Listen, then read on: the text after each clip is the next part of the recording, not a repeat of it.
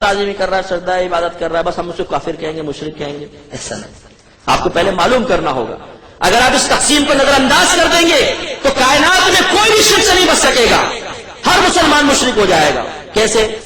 ایک جگہ جمعے کی نماز ختم ہوئی، ایک آدمی کھڑا ہو گیا، کہنے لگا سب کلمہ پڑھو لا الہ الا اللہ محمد رسول اللہ، اس لیے کہ تم سب مشرک ہو گئے.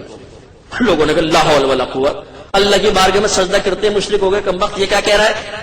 کہنے لگا میں نے یہ دیکھا کہ امام صاحب قبلے کی دیوار کو سجدہ کر رہے تھے، پچھلے والی صف امام کو سجدہ کر رہی تھی، سیکنڈ صف پہلی کو، تیسری دوسری کو، چوتھی تیسری کو، ایک دوسرے کو سجدہ کر رہے تھے، تم سب کافر ہو گئے، مشرک ہو گئے، کلمہ پڑھو کلمہ پڑھو. لوگوں نے کہا بے وقوف انسان، ہم بظاہر ایک دوسرے کے سامنے جھکے ہوئے تھے لیکن اصل نیت تو اللہ کو سجدہ کرنے کی تھی نا. معلوم ہوا نیت کا اعتبار ہے، جھکنے کا نہیں. اگر جھکنے کا اعتبار ہو تو گھر کی عورت کو دیکھیے گا کبھی جوتی تلاش کرنے کے لیے بستر کے نیچے جھکتی ہے، جیسے جھکے کہ آپ بولے مشرکہ ہو گئی کمبخت، کیونکہ جھک گئی بستر کے سامنے. گاڑی ٹھیک کرنے والے کے پاس گئے، وہ جھکا ہوا کارپینٹر نیچے کہا گیا مشرک ہو گیا، کیوں تم جھکے ہوئے تھے؟ ارے بھائی خالی جھکنے سے کوئی ہو جاتا ہے، نیت درکار ہے. نیت اگر آپ نہ مانیں گے تو کوئی مسجد کے اندر شرک سے نہیں بچے گا.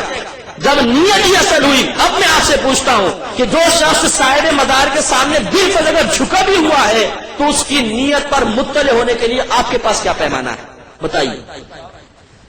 نبی کے لیے تو آپ کہیں کہ نبی کو دیوار کے پیچھے کا بھی علم نہیں ہے، اور خود آپ کسی شخص کو جھکا ہوا دیکھیں تو آپ یہ تصور کریں کہ ضرور اس کی نیت عبادت کی ہے. سبحان اللہ. نبی کے لیے تو دیوار کے پیچھے کا علم نہ مانا جائے، اور اپنے لیے ماشاءاللہ اتنی وسعت علمی کہ کسی کے قلب میں جھانک کر آپ نے دیکھ لیا کہ کس نیت سے سجدہ کر رہا ہے.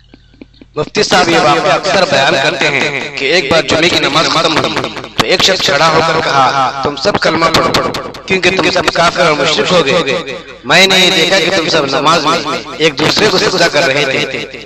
لوگوں نے اسے جواب دیا ہم بظاہر ایک دوسرے کو سجدہ کر رہے تھے لیکن اصل نیت تو اللہ تبارک و تعالیٰ کو سجدہ کرنے کی تھی. آپ ہی سوچئے نماز میں کون ایک دوسرے کے سامنے جھکتا ہے؟ مسلمان تو ایک کے پیچھے ایک صف باندھ کر اللہ تبارک و تعالیٰ کو سجدہ کرتے ہیں. اگر ایک مرید اپنے مرشد کے ساتھ جماعت سے نماز پڑھ رہا ہو اور جب سارے لوگ سجدے کے لیے جھکے تو وہ مرید بجائے قبلے کی طرف سجدہ کرنے کے فوراً اپنے بغل میں موجود مرشد کی طرف جھک کر سجدہ کرے، کیا آپ اسے مشرک نہیں کہیں گے؟ یا پھر ہم اس سے اس کی نیت دریافت کریں گے؟ مفتی صاحب بڑے مذاقی انداز میں کہتے ہیں کہ گھر کی عورت اگر جوتے نکالنے نیچے جھکے گی یا پھر کوئی موٹر میکینک گھڑی ٹھیک کرنے کے لیے نیچے جھکے گا تو بھی لوگ کہیں گے کہ یہ مشرک ہے. معلوم ہوتا ہے کہ مفتی صاحب اپنے آپ کو بہت عقل مند سمجھتے ہیں اور سارے مسلمانوں کو بیوقوف جو اس طرح کے دلائل انہوں کے سامنے پیش کر رہے ہیں. الحمدللہ اللہ تبارک و تعالیٰ نے سب کو عقل دیا ہے، اگر وہ اپنے عقل کا استعمال نہ کرے تو یہ اس کی غلطی ہے. بے شک نیت کا علم صرف اللہ تبارک و تعالیٰ کو ہے. اسی اللہ تبارک و تعالیٰ نے ہم کو عقل دیا ہے کہ لوگوں کے عمل سے ان کی حرکتوں سے سمجھا جا سکتا ہے کہ ان کا ارادہ کیا ہے. اگر ٹرین میں آپ سفر کر رہے ہوں اور کوئی اجنبی شخص آپ کے جیب میں ہاتھ ڈال دے تو آپ اسے چور مان کر فوراً نہیں پکڑ لیں گے؟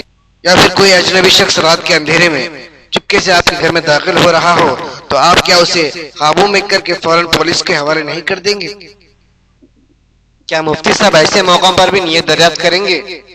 آپ ہی سوچئے اور یاد رکھ لیجئے کوئی چور اپنے آپ کو چور نہیں مانتا، اسی طرح کوئی مشرک بھی اپنے آپ کو مشرک نہیں مانتا. جو شخص قبر کے سامنے جھکا ہوا ہو اس کی یہ حرکت ہی اس کے مشرک ہونے کی دلیل ہے.